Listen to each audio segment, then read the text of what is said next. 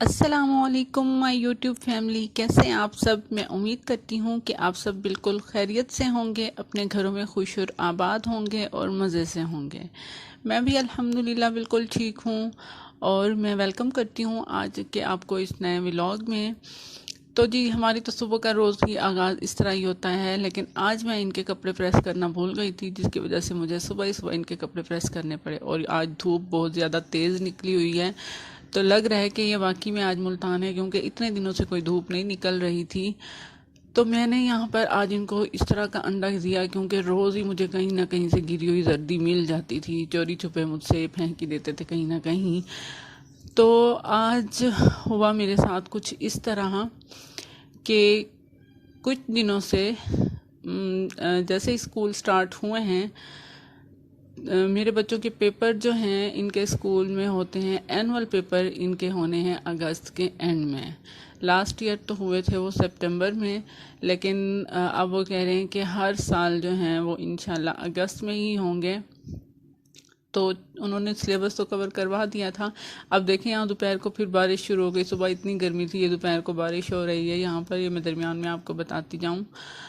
तो हुआ कुछ इस तरह कि पेपर होने वाले हैं इनके, और पेपर होने के साथ साथ ये भी एक बहुत बड़ा मसला है कि छुट्टियों में बच्चे जो हैं वो बिल्कुल भी उसी तरह तवज्जो नहीं दे पाते जिस तरह के रेगुलर होती है।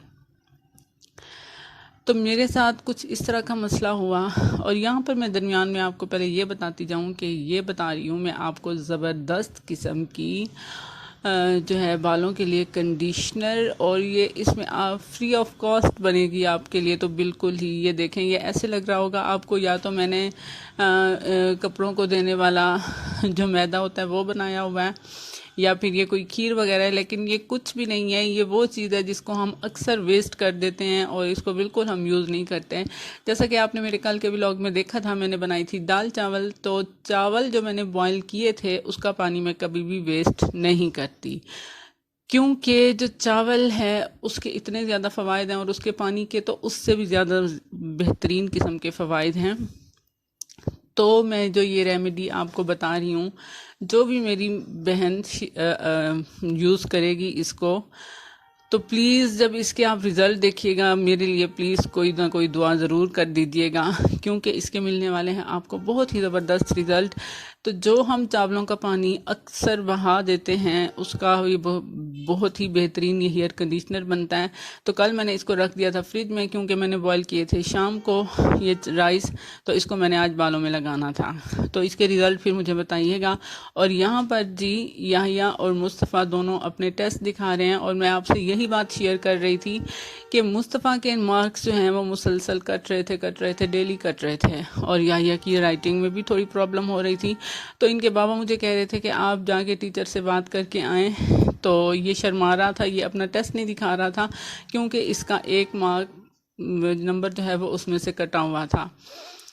तो जी, हुआ ये असल में कि बच्चों के साथ गर्मियों की छुट्टियों में ये हुआ कि, तो जी यहाँ पे इसके कट रहे थे मुसलसल मार्क्स, और याहिया के मार्क्स तो नहीं कट रहे थे, लेकिन उसकी राइटिंग का इशू आ ही रहा था। तो वैसे तो कभी नहीं इनके इस तरह नंबर कटे, और ये परेशानी की बात तो हम परेशान बिल्कुल भी ना होते अगर चलो ये इस तरह कट रहे होते और पेपर्स में थोड़ा सा टाइम होता, क्योंकि अभी मैंने आपको बताया कि अगस्त के एंड में ही इनके फाइनल पेपर जो हैं वो स्टार्ट हैं। और मैं नहीं चाहती, बल्कि कोई भी पेरेंट्स नहीं चाहते होंगे कि इनकी गुज़िश्ता जो पोजीशन है उन पर कोई असर पड़े। तो इस वजह से थोड़ी परेशानी हुई कि पेपर सर पे हैं और ये इस तरह का कर रहे हैं, तो ये क्यों कर रहे हैं, टीचर से जाके बात करनी चाहिए। तो मैं टीचर के पास जब कल पहुंची, तो मैंने इनकी दोनों को टीचर्स को बुलवाया और कहा कि जी याहिया जो है, इसकी टीचर से मैंने बात की कि इसकी राइटिंग का इशू आ रहा है। वो कह रही थी हाँ, छुट्टियों से पहले तक तो ठीक था, लेकिन अभी ये अब जब से आ रहा है तो ये मेरे पास नहीं बैठता, मैं इसको आगे बिठाती हूँ तो ये उठ के पीछे चला जाता है। तो मैंने उसको कहा कि आप उसको डांट दिया करें और आगे आगे वापस बिठा दिया करें। तो वो शर्माने लग गई, कह रही कि मैं कैसे डांटूं, हम तो नहीं डांटते, हम आप फिर मेरी शिकायत ना कर दें या बच्चे मेरी कोई इस तरह की शिकायत ना लगा दें कि टीचर ने गुस्सा किया या मारा या कुछ। तो मैंने कहा अब बिल्कुल मतलब इस तरह कैसे चलेगा। बड़े स्कूलों में अब ये है कि बिल्कुल भी कुछ नहीं कहते बच्चों को, मतलब जो है इतना तो होना चाहिए ना कि थोड़ा सा वो डांट दें बच्चों को। अब बच्चा अपनी मर्जी करता रहे मतलब तो फिर बस ठीक है। और वो आगे से यूं यूं वो कह रही थी कि ये मेरा कहना नहीं मानता। तो जी अब मैंने उसको यही समझाया कि थोड़ा सा आप कर लें, हम उन पेरेंट्स में से नहीं हैं कि अगर आप इनके ऊपर थोड़ी सी सख्ती करेंगे तो हम प्रिंसिपल के पास शिकायत लेके चले जाएंगे। बिल्कुल भी ऐसी बात नहीं है, पढ़ाई के लिए आप इन पर सख्ती करें। तो जब मुस्तफ़ा की टीचर को मैंने बुलाया तो उसने कहा कि ये जब से वापस आया है तो ये लाउडली जैसे सब बच्चे मिलकर पढ़ते हैं, ये उस तरह नहीं पढ़ रहा बिल्कुल भी।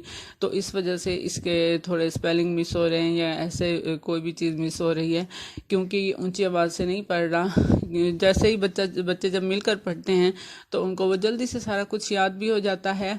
तो ये बात तो बिल्कुल सही है। तो मैंने उसको कहा कि आप इसको थोड़ा सा इस पर गुस्सा करें, इसको समझाएं। तो वो भी ऐसे करने लगे, मैं गुस्सा कैसे कर सकती हूँ भाई, ये क्या बात हो गई कि आप बिल्कुल ही बच्चों को ऐसे छोड़ देंगे। तो बड़े स्कूलों में पढ़ाने का ये मकसद तो नहीं होता कि उनको कुछ भी ना कहा जाए और वो बच्चे स्कूल में अपनी मर्जी करते रहें।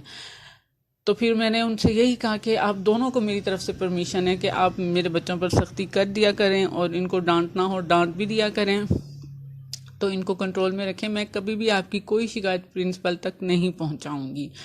अच्छा, तो जो दूसरी बात ये कि गर्मियों की छुट्टियों में जो समर टास्क इनको मिलता है वो तो बहुत ही ज़बरदस्त होता है, आला किस्म का होता है। और उसको मतलब देख के तो मेरा तो दिल खुश हो जाता है कि उनके एक ही पेज पे जो चीज़ अगर उन्होंने लिखने के लिए दी हुई है तो वो 3-3 4-4 दफ़ा मतलब बार बार वो रिपीट करवा रहे होते हैं। और उससे जो है बच्चे की राइटिंग भी अच्छी होती है और जो है वो बहुत ही अच्छी तरह से कवर भी कर जाता है। लेकिन मसला ये हुआ मेरे साथ कि मैंने लास्ट ईयर में तो ये था कि तो चलो ये इनका इतना ज़्यादा सिलेबस नहीं था। यह जो है वो प्रेप क्लास में, अब प्रेप क्लास का सिलेबस ऐसा है कि जैसे हमारे दौर में तीसरी चौथी क्लास में होता था। मतलब ऐसे भी हैं उसमें। और क्या कहूँ, मतलब उर्दू में भी ऐसे हैं, इंग्लिश में भी ऐसे हैं, सारा कुछ है। आज सबको पता होगा आजकल के दौर में जिस तरह का चल रहा है सिलेबस, तो वही सब कुछ है। लेकिन जो सबसे गलत हुआ मुझसे वो इस तरह हुआ कि मैंने स्टार्ट में ही जब इनका समर टास्क आया था तो वो काफ़ी ज़्यादा भी था। और अगर उसको मैं रेगुलर लेकर चलती, जिस तरह के एक ट्यूशन में अगर इनको बिठा देती कि परमानेंट ये डेली पढ़ने के लिए बैठते, वहाँ पर जाते एक ज़िम्मेदारी के साथ, तो वो मैंने नहीं किया। मैंने स्टार्ट में ही अपने सर से भी बर्डन उतारने के लिए और इनको भी रिलैक्सेशन करवाने के लिए मैंने जो है वो काम शुरू में ही इनको करवा के और रजिस्टर बंद करके मैंने रख दिए थे कि बस अब इनका काम हो गया, मैं भी फ्री और ये भी फ्री। लेकिन जो 1-1.25 महीना शुरू के दिनों में इन्होंने जल्दी से काम तो कर लिया, लेकिन बाद में जो इन्होंने दिन गुजारे तो ये बिल्कुल ही जो है वो खाली होके मतलब पीछे वाला इनका सारा जो है वो ख़त्म हो गया। तो ये जो मिस्टेक है ये बहुत बड़ी मिस्टेक है। तो ये जो है चपली कबाब है, इनकी रेसिपी मैं फिर इंशाल्लाह आप लोगों से शेयर करूँगी। तो अभी जो है वो व्लॉग काफ़ी फिर वैसे ही लंबा हो गया, तो ये गलती जो है ये। अच्छा जी, तो मिलते हैं कल एक नए व्लॉग के साथ। अपना बहुत सारा ख्याल रखिए।